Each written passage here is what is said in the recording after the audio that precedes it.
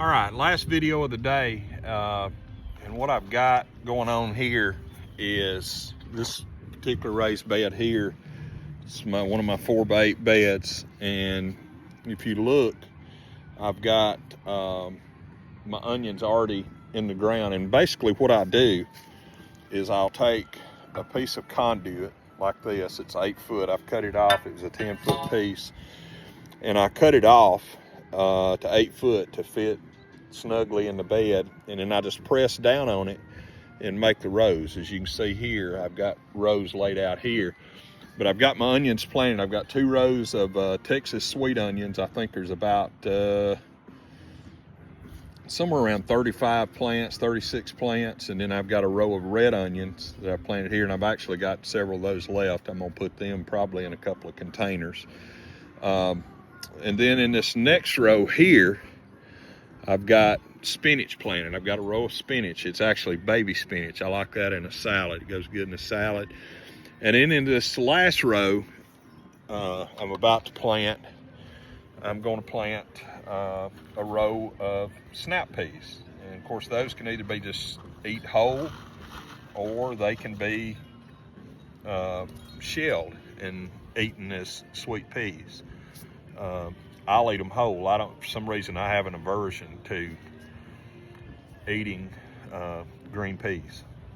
I don't know what it is, but I never have liked them. But all I do is I lay that row out with a conduit, and then about every, let's see how many inches, space them about 6 inches apart. Of course, again, it tells you to plant them thicker and thin later. When it comes to peas and beans, I just go on and do it the way they're going to be thin, because again, I don't like fooling with the thinning process if I can help it. So I plant these as I want them. Beans and peas are actually easily germinated in the soil. You just plant them about 1 inch deep. This row is about 1/2 inch, so I'll just take my finger, and as I drop a seed, I'll just push it in about another 1/2 inch. And just do that all the way down this 8-foot row. And then I'll come back after they sprout and they get a little, what's called legginess about them. They get a little bigger.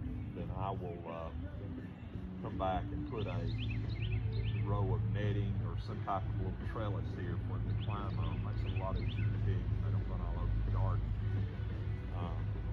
But these, you can plant these early in the spring, or you can plant them in the fall. They don't do so well. Green peas don't do so well in the summer, in the heat of the summer. So this can be an early spring crop. They tolerate frost good. The cooler temperature is good. So you can come back and do that in the fall. And the good thing about the spinach and the peas is they're a good companion crop to plant in your beds, especially early in the season, because once these make, which I forget the harvest time, days to harvest, 70 days to harvest. So we're mid-February now, so first few weeks of April, I should start getting peas off of these. And once they're harvested, then I'll come back in and work what's left of the plants, what I don't use in my compost bin. I will come back and just kind of work the whatever's left into the soil, because those things are loaded with natural nitrogen and potassium and calcium. So it's good for your soil. Same thing with the spinach and the peas. So they're good to either leave in here as kind of a cover crop. I know a lot of people plant spinach as a cover crop in the fall and through the winter because it's cold hardy plants. Just to kind of help them in the soil. So, you know, do that with that in mind, you save you some money, which is not a bad thing.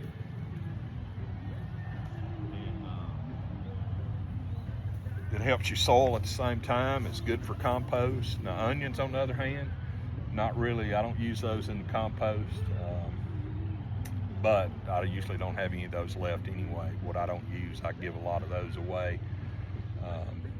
And as far as the spinach goes, when you cover it, they're smaller seeds, so you're going to go about a 1/2 inch deep with those down your row. Space them out 2 to 3 inches, or you can plant them just a solid row, come back and thin it. I spaced mine out 2 to 3 inches, so I should have a good little crop of those.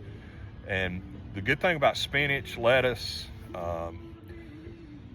any kind of leafy green, you don't want to cut the whole. If you want to continue to get a harvest from it, you cut it no more than 2/3 of that plant away, and it will regenerate and continue to give you green. So that's the good thing about planting your own lettuce and spinach and that kind of stuff.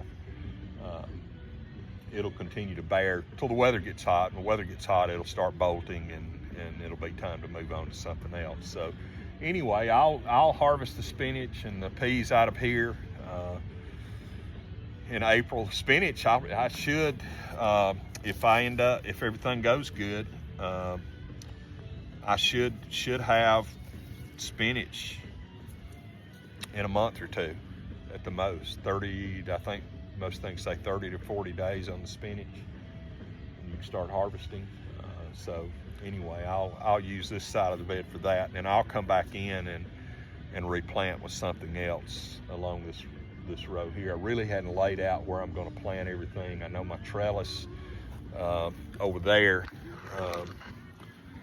if you want to look at it, the video, I don't know if you can see it or not, but it's an archway. That's where I'll plant my cucumbers at, and then I'm actually going to trellis my tomatoes. I'm going to move away from the cages this year. But anyway, that's planting the onions and the cabbage. I didn't really tell you what I did with the onions. The onions, basically, you can use that conduit, create a little trench, lay your onions in there. If you notice, some of my onions are just laid over right now. One row I've actually put in. It kind of gives you an idea of what they'll look like, but you just cover that bulb up, let them get established good, and then you can come back and rake some of that soil away where the root end of that plant is in the soil, and it will grow, and it'll help your bulb get bigger. Or if you want to harvest them early and kind of like a green onion and eat them that way, however you enjoy eating them. But anyway, that is it for today. Got a lot done.